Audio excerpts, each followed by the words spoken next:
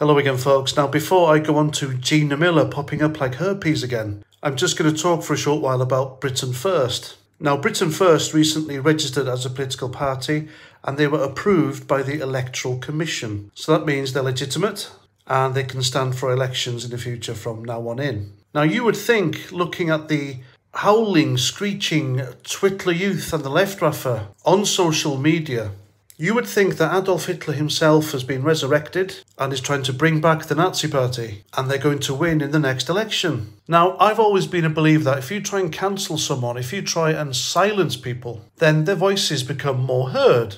Because by doing so, the public, the people, are far more interested in what they've got to say and why people are trying to silence them.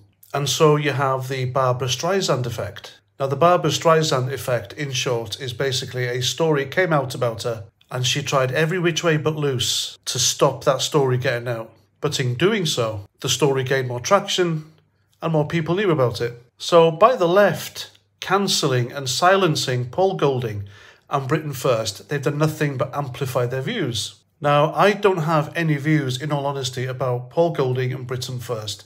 I haven't looked into them that much. But if people say that they are the extremists that they are, and let's face it, folks, anyone to a lefty who doesn't agree with them is an extremist, then the best way, I think, to get rid of them or to proper shut them up or to get them to silence themselves is to give them airtime. Give them their freedom of speech.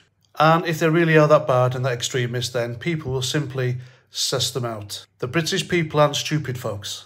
And that's that. But it has been funny watching the lefties cry on Twitter about it. And they are very, very angry that a political party they don't have to vote for can stand for elections. The lefties fail to understand that they don't have to go into a voting booth and put a cross next to a Britain First candidate. They don't have to do that.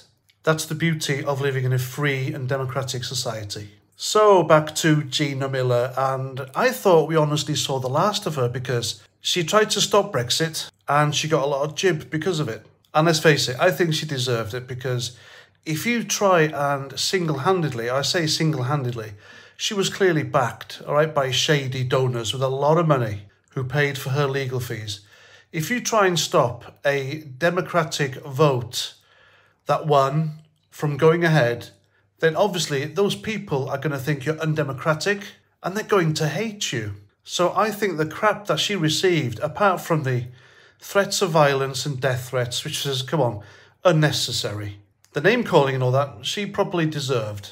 But why the hell is she getting involved in politics? Because remember, she said she was just an ordinary investment banker who wanted to ensure Parliament was respected, no matter what it wanted. And ironically, the name of her new party is called the True and Fair Party. Now, I wonder, will it specialise in truly and fairly trying to overturn election and referendum results?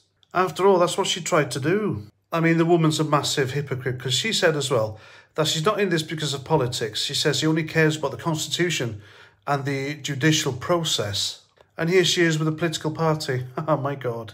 And she also claims that her party will fight incompetence and self-interest. Well, this woman, Gina Miller, she spent 5-6 years trying her best to cancel Brexit. She put her own interests and the interests of her financial backers above British democracy. And she failed miserably. And I'm glad she did, because if she had won, that would have been an affront to democracy and an affront to the vote of the British people. I mean, it's come out that one of her backers was none other than George Soros, a man who's banned in several countries. And he's also one of the backers behind terrorist group Antifa. But I think, just like Britain First, I think her party should be legitimised and it should be given airtime. Because again, by talking and revealing their policies and what Gina Miller thinks, well, in public anyway, then the British people will suss her out as well. And then she's gone. Her party hasn't got a hope in hell of winning any seats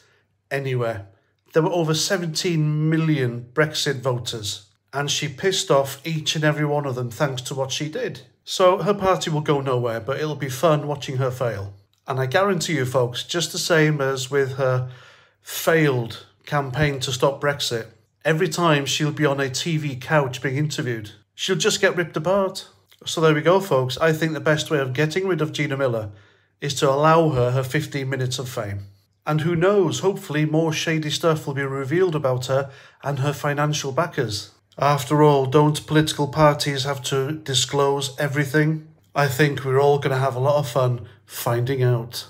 And I will bet good money that we will find out that Gina Miller is just yet another puppet of some powerful, shady, wealthy Marxists who are using her for their own ends, just like they're using Greta Thunberg.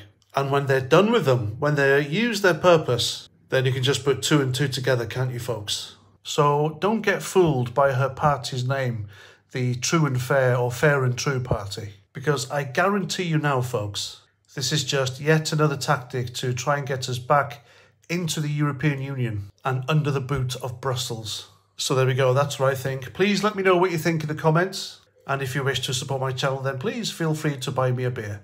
Because by buying me a beer, neither YouTube nor Google get their censorship-soaked hands on whatever you decide to donate. And that's that. So please comment, share, subscribe, and until my next video, Roger Trout.